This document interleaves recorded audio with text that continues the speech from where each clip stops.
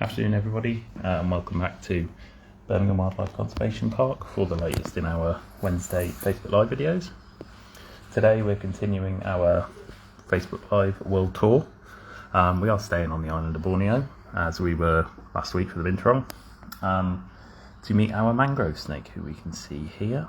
Very thankfully has actually got its head visible. Sometimes it's buried itself, but we can actually see its head, so that's a good start. As ever, please feel free to send in any questions or any comments you might have. I'll do my best to answer them or respond to them. But otherwise, I will try to just talk to you about this mangrove snake for the next 10 minutes or so. So yeah, like I say, this is our mangrove snake. It's a female. I believe it's around about 13 or 14 years old. We've had it since it was a hatchling. I think it was originally hatched at London Zoo, and then we received it when it was a few months old. So the mangrove snake is found in Southeast Asia. Like I say, found on the island of Borneo, but found throughout the rest of Indonesia and Malaysia, Singapore, and then further north as well, kind of more towards mainland Asia as well. So they do have quite a range. Throughout that range, there's a number of different subspecies. This individual here is the subspecies Melanota. I think there's about 9 or 10 different subspecies of mangrove snake out in the wild. So with mangrove snakes, they are quite striking. Big contrast between the black and the yellow on them. We'll just have a quick look. You can see that very well here. Mainly black with these nice yellow stripes down the body, and then they've got the yellow on the base of the underside of their head, and down their neck as well, which does give them quite a striking appearance. Hi Sue, hope you're okay today.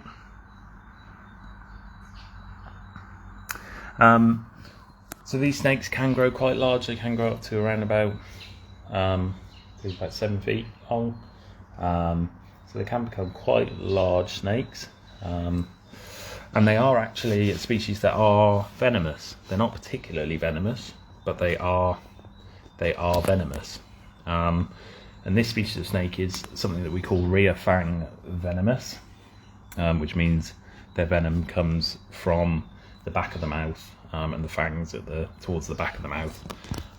Unlike things like vipers, who have their venom come out of the fangs at the very front of the mouth. These ones are kind of a bit further back.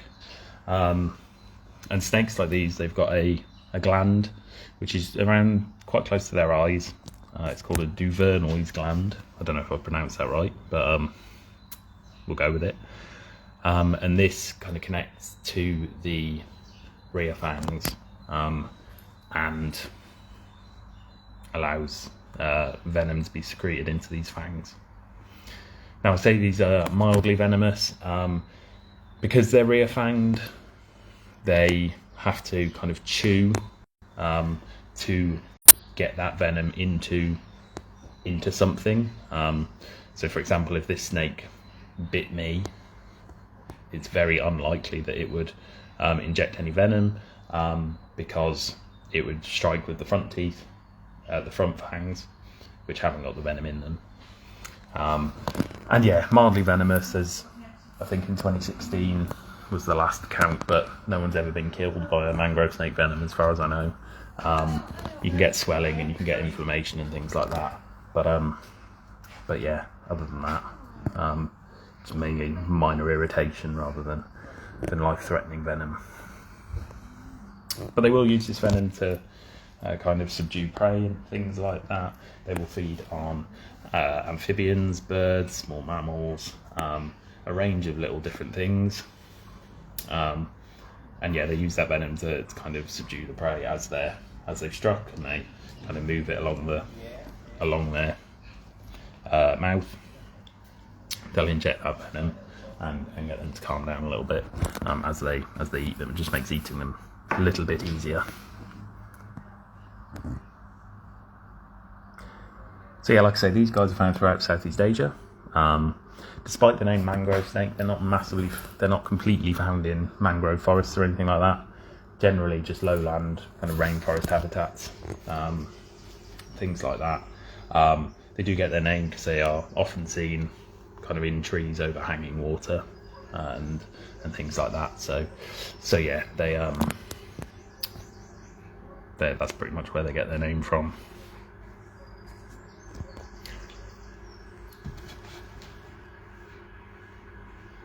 Hi Tim, hope you're okay today. Nice to see you watching. So like I say, we've just got the one individual here at the park. Generally, as with quite a lot of snake species, they are solitary. So yeah, this one is perfectly happy living on her own in our reptile house. So this is our mangrove snake, Tim. Female, I think, I looked last night, I think she's about 13 or 14 years old. So yeah, luckily we can see her head. Don't know if we can that's pretty much all the view we get. We've got this bit of her body and her head, but at least we can see her head. That's something. Okay.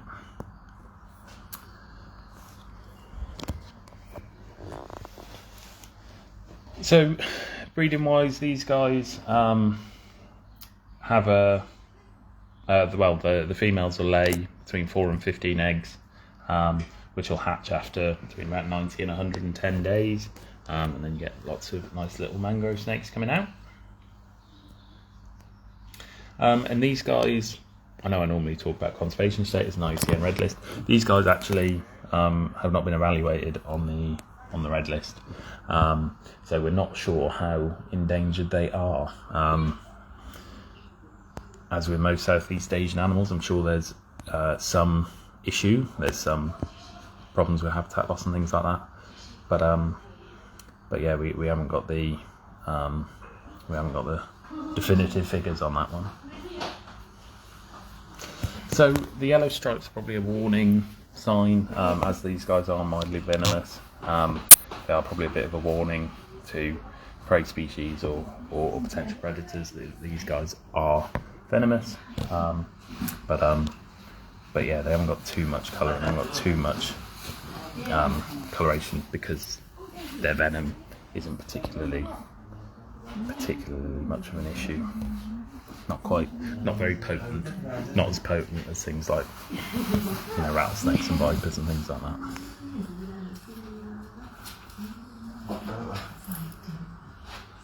Right then guys, feel free to send in any last minute questions. I've ran out of things to talk about with mangrove snakes, so feel free to send in any last minute questions.